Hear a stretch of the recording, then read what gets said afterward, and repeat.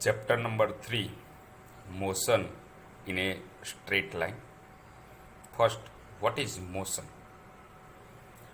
Motion is change of position of an object with time. हमारे पास एक object है, वो कोई एक पोजीशन में है. आफ्टर सम टाइम जो चेंज इट्स पोजीशन, वो दूसरे पोजीशन पर चला जाता है,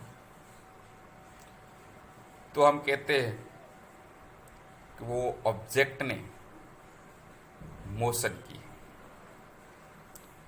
इन this chapter we study only straight line of motion. The study of motion of an object along a straight line, also known as rectilinear motion. यानी कि object है वो एक ही लाइन में, स्ट्रेट लाइन में उसकी मोशन करता है, तो हम वो ऑब्जेक्ट की मोशन को रेक्टिलिनियर मोशन बोलते हैं. नाउ जो ऑब्जेक्ट है उसे पॉइंट ऑब्जेक्ट कब लिया जाता है और क्यों पॉइंट ऑब्जेक्ट बोला जाता है, यहाँ पे है कि in our discussion we shall treat the object in motion as point object. Suppose जो ऑब्जेक्ट ने डिस्टेंस तय किया है, वो डिस्टेंस उसका डायमेंशन से बहुत बड़ा है, तो हम वो ऑब्जेक्ट को पॉइंट ऑब्जेक्ट कहते हैं. और in our kinematics we study ways to describe motion without going into the causes of motion. Motion के क्या कारण हैं उसकी हम चिंता नहीं करते. ओनली जो ऑब्जेक्ट है वो मोशन करता है, उसका ही स्टडी करना है हमें. What is cause of motion वो हमें स्टडी नहीं करना है. नाउ फ्रेंड, सेकंड टॉपिक है position, path length and displacement. First, position. In order to specify position, we need to use a reference point and a set of axes. हम position कैसे define करते हैं, कैसे उसको डिफाइन किया जाता है, तो हमें एक रेफरेंस पॉइंट चाहिए और एक्सिस का सेट चाहिए. हम कैसी एक्सिस चूज कर सकते हैं, यहाँ पे it is convenient to choose a rectangular coordinate systems consisting of 3 mutually perpendicular axis. हमने यहाँ ड्रॉ किया है कि हमारे पास ए रेक्टेंगुलर कोऑर्डिनेट सिस्टम है, उसको कार्टेजियन कोऑर्डिनेट सिस्टम भी बोला जाता है. इसमें म्यूचुअली परपेंडिकुलर 3 एक्सिस है, एक्स, वाई और जेड. और जो ओ है वो उसका ओरिजिन है. वो ओरिजिन है, उसको हम रेफरेंस पॉइंट लेते हैं और वो रेफरेंस पॉइंट के साथ ही हम वो ऑब्जेक्ट का पोजीशन तय कर सकते हैं. यहाँ पे the point of interaction of these 3 axis is called origin and serve as reference point. The coordinate XYZ of an object describe the position of object with respect to this coordinate. यहाँ पे हमने 3 coordinate लिए हैं, x, y, z। तो वो x Y Z coordinate से वो object का पोजीशन डिफाइन करते हैं। Now we add the clock with this coordinate, then this constitutes a reference पे, यानी कि हमें कोऑर्डिनेट में एक घड़ी डाल देते हैं, टाइम ऐड कर देते हैं, तो ये सारी सिस्टम है वो रेफरेंस फ्रेम बन जाता है। तो व्हाट इज रेफरेंस फ्रेम? तो यहाँ पे system to measure the time, this coordinate system along with time constitute a reference frame. हमारे इस चैप्टर में रेफरेंस फ्रेम बहुत इम्पोर्टेंट है। Now what is one dimensional motion, 2 dimensional motion and 3 dimensional motion, वो हमें तय करना है। तो पहले हम कहते हैं if one or more coordinates of an object change with time, we say that object is in motion। यानी कि कोई 1, 2 और 3 कोऑर्डिनेट समय के साथ चेंज होता है तो हम कहते हैं कि ये ऑब्जेक्ट है वो मोशन में है, यानी कि गति में। Otherwise the object is said to be at rest with respect to this frame of reference, यानी कि कोई कोऑर्डिनेट चेंज नहीं होते तो हम कहते हैं कि ऑब्जेक्ट है वो गति में नहीं है, स्थिर है।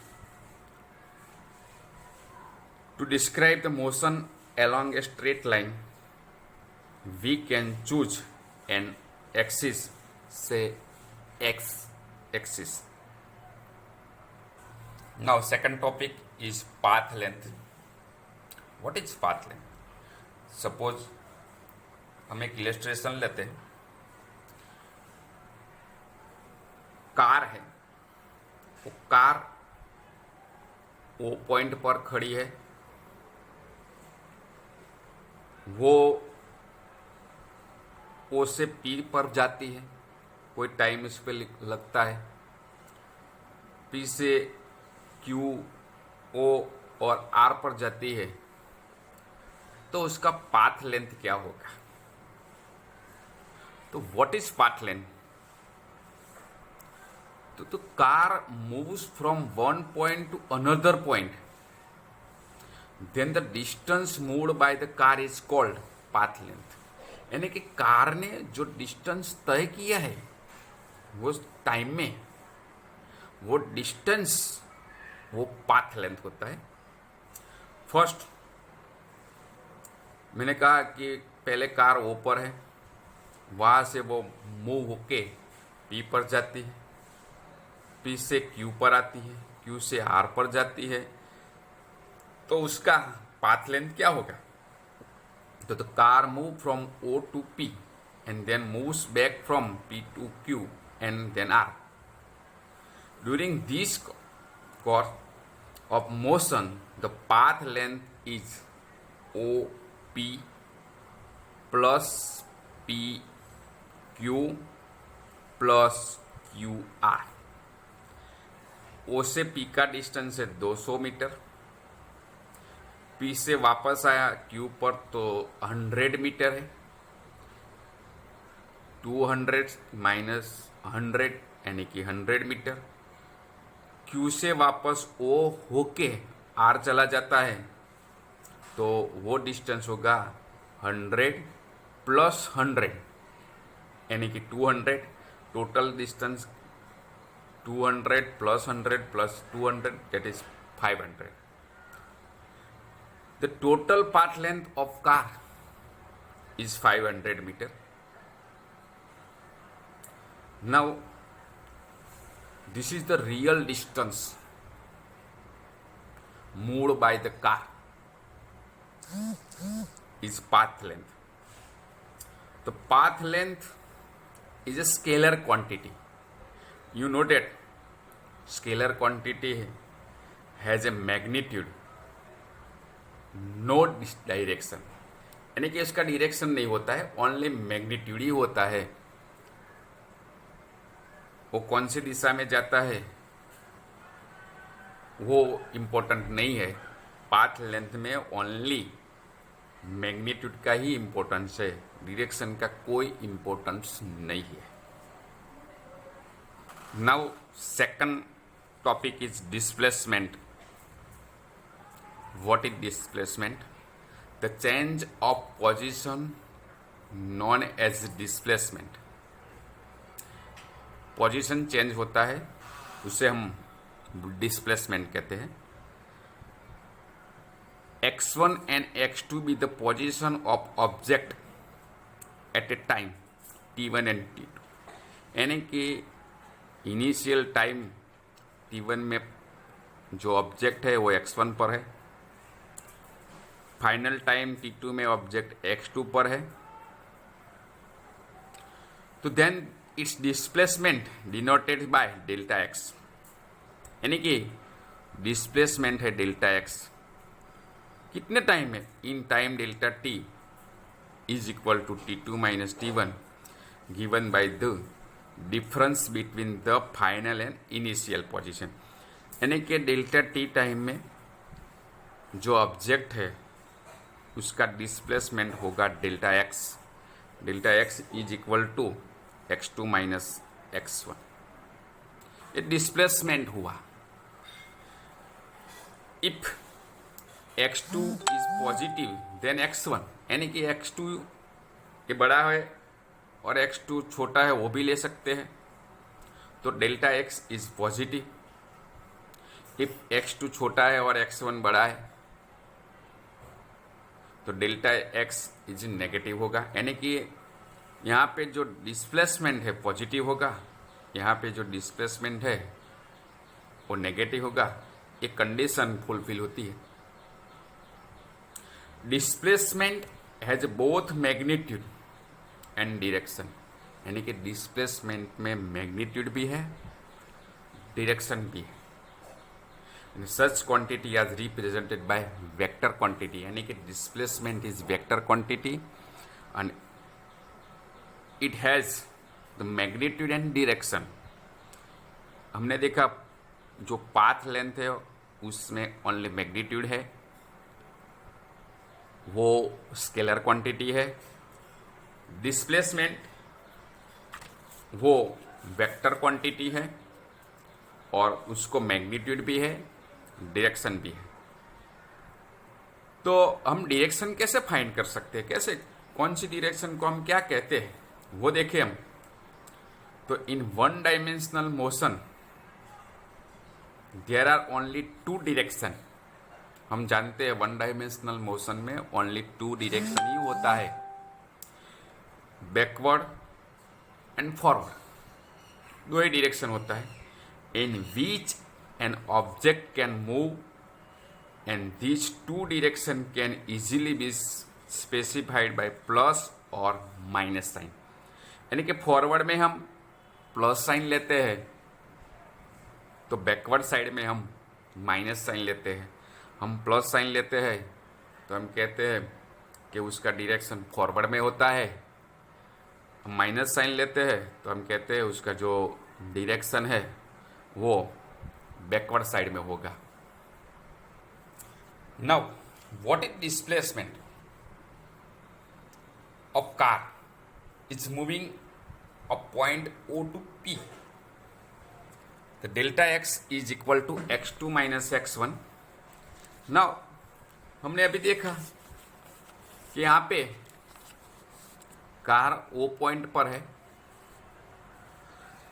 और मूव होके P पॉइंट में जाता है. तो डिस्प्लेसमेंट क्या है, तो उसका जो इनिशियल डिस्प्लेस पोजीशन है वो x1 है, फाइनल पोजीशन है वो x2 200 मीटर है, that is delta x is equal to x2 minus x1, the displacement delta x is equal to 200 minus 0 that is 200 metre, and it is positive and x direction, क्योंकि ये positive है x direction में ही जाता है। Similarly the displacement of car from P to Q, car P से Q तक जाता है तो उसका डिस्प्लेसमेंट क्या होगा, तो delta x is equal to 100 minus 200 that is initial position x1 is equal to 200 metre, final position x2 is equal to 100 metre, delta x is equal to x2 minus x1 यानी कि 100 minus 200 is equal to minus 100 metre.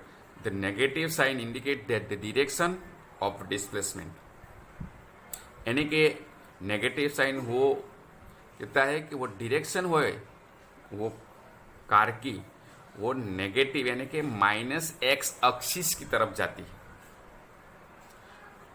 यानी कि displacement यहाँ से यहाँ से जाता है कोई ऑब्जेक्ट या कार तो हमें पॉजिटिव मिलता है,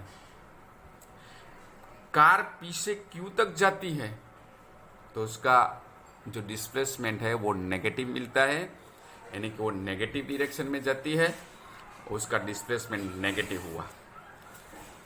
the magnitude of displacement may or may not be equal to the path length, यानी कि जो मैग्नीट्यूड है डिस्प्लेसमेंट वो जरूरी नहीं है कि पाथ लेंथ जितना भी हो भी सकता है नहीं भी हो सकता है, क्योंकि जो ऑब्जेक्ट है ओनली वन डायरेक्शन में मोशन करता है, ऑब्जेक्ट ओनली वन डायरेक्शन में जो मोशन करता है तब पाथ लेंथ एंड डिस्प्लेसमेंट वो सेम होता है, लेकिन जो ऑब्जेक्ट है वो बैकवर्ड डायरेक्शन में भी जाता है फॉरवर्ड में भी जाता है, तो नेसेसरी नहीं है कि पाथ लेंथ और displacement equal. The displacement is positive, negative और zero, but path length is always positive, यानी कि डिस्प्लेसमेंट पॉजिटिव भी हो सकता है, नेगेटिव भी हो सकता है, जीरो भी हो सकता है, लेकिन जो पाथ लेंथ है इज ऑलवेज पॉजिटिव होता है, वो नेगेटिव नहीं होता है। Now motion of an object can be represented by position time graph, हम पोजीशन और टाइम के ग्राफ से हम डिस्प्लेसमेंट को रिप्रेजेंट कर सकते हैं। Such a graph is a powerful tool of represent and analysis difference aspect of motion of an object, यानी कि हम वो पोजीशन और टाइम का जो ग्राफ है इसकी मदद से अच्छी तरह डिस्प्लेसमेंट रिप्रेजेंट कर सकते हैं। पावरफुल टूल है, इसकी मदद से हम कई बाबतों प्रूव कर सकते हैं। यहाँ पे जो फिगर ए है इसमें पोजीशन वो वाई डायरेक्शन में है, टाइम एक्स डायरेक्शन में है, और जो इसका जो ग्राफ है वो स्ट्रेट मिलता है, यानी कि टाइम लाइंस के पैरेलल मिलता है। तो हम कहते हैं कि ऑब्जेक्ट स्टेशनरी, यानी कि ऑब्जेक्ट गति में नहीं है, स्थिर है। यहाँ पे दूसरा जो बी वाला फिगर है, यहाँ पे हमें स्ट्रेट लाइन मिलती है, वो स्ट्रेट लाइन ये वाला फिगर से अलग है। तो हम इसे कहते हैं कि if an object moving along A straight line covers equal distance in equal interval of time, यानी कि जो टाइम इंटरवल है वो इक्वल होगा तो डिस्टेंस भी इक्वल होगा, तो हमें एक ग्राफ मिलता है, वो स्ट्रेट लाइन मिलती है। And it is said to be uniform motion, यानी कि इक्वल डिस्टेंस इक्वल टाइम में तय करता है, तो हम कह सकते हैं कि वो ऑब्जेक्ट है जो यूनिफॉर्म मोशन करता है। In figure see the car can move on uniform motion with time, यानी कि ऐसा जो ग्राफ मिलता है तो हम कहते हैं कि कार का जो मोशन है ये अनयूनिफॉर्म है। हम तीनों यहाँ पे स्टेडी ऑब्जेक्ट है, यहाँ पे यूनिफॉर्म मोशन कर रहा है, यहाँ पे अनयूनिफॉर्म मोशन कर रहा है ऑब्जेक्ट, वो ग्राफ से तय कर सकते हैं।